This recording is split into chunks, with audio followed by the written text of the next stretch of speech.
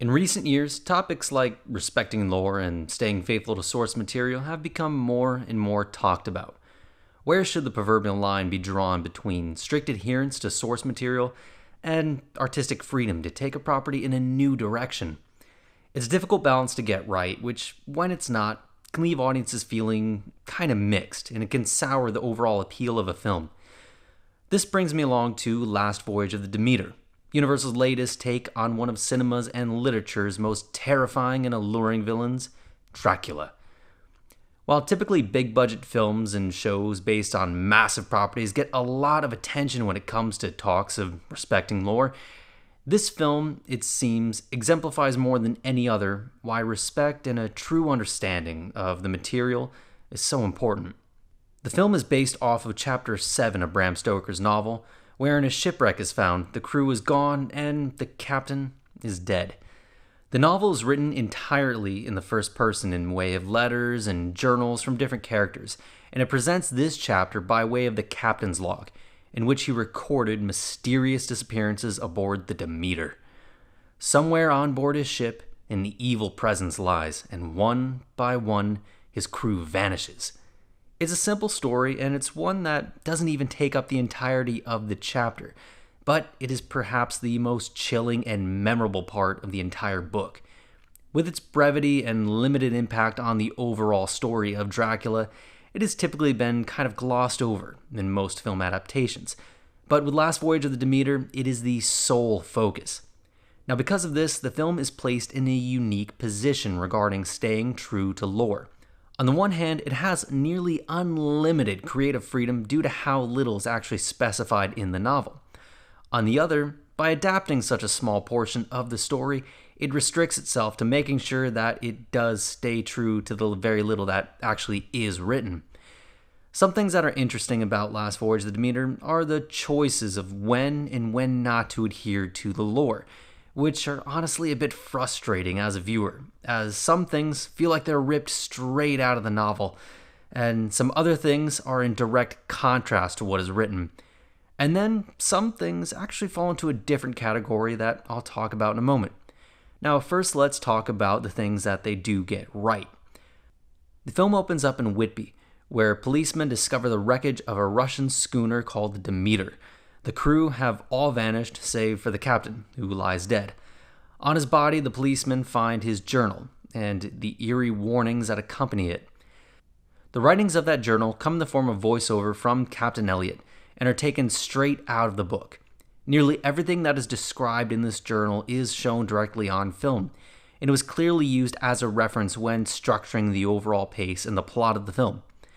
Now for the contradictions to the book, which typically come in the form of small details. However, those details have an impact on the characters and the meaning of the text. One of these comes in the form of the demise of the first mate, who, in the novel, after being skeptical of the presence of Dracula, goes mad when he finally does encounter him, and he throws himself overboard. In the film, this is changed to a more heroic death in an attempt to kill Dracula. This changes, first of all, the nature of the character, going from a brash, overconfident man who goes mad at the sight of something truly evil, to just another generic member of the crew killed trying to kill Dracula. It also undercuts the eerie nature of the novel's final journal entry, as his abandonment of the ship is what leaves the captain alone, where, through the fog, he at last, too, sees Dracula. And in a final act of defiance against that evil being, he ties himself to the wheel of the ship with his rosary. In the film, the captain's heroic last stand is also changed to where he's just bitten by Dracula. Like with the first mate, it undercuts such an interesting character moment. When his crew had faltered when encountering the terror on board the ship, the captain's resolve hardens during this moment, which could have been a really dramatic moment for the film. And it's kind of a shame that it was lost in favor of just another generic kill.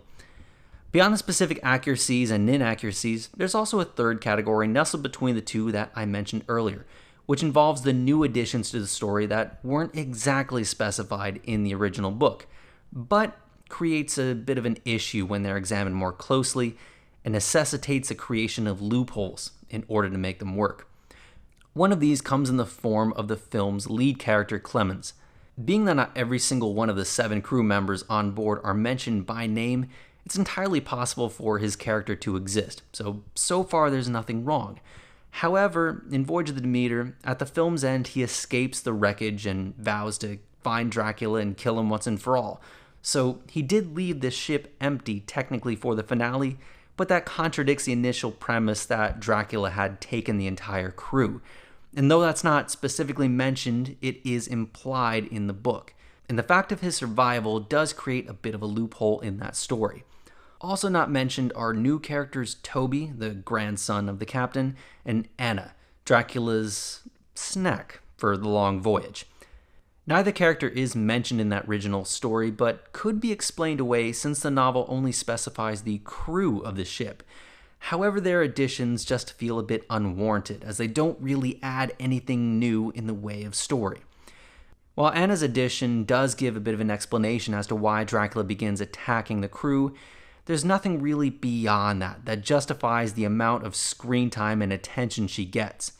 And Toby's eventual gory demise just feels unnecessary.